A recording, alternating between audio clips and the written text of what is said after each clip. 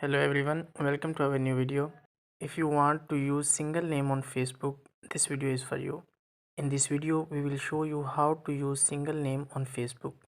First of all, you have to open Facebook app from your mobile device. Click on three dots at top right.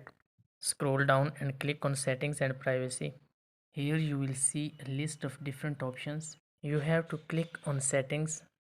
Now go to personal information.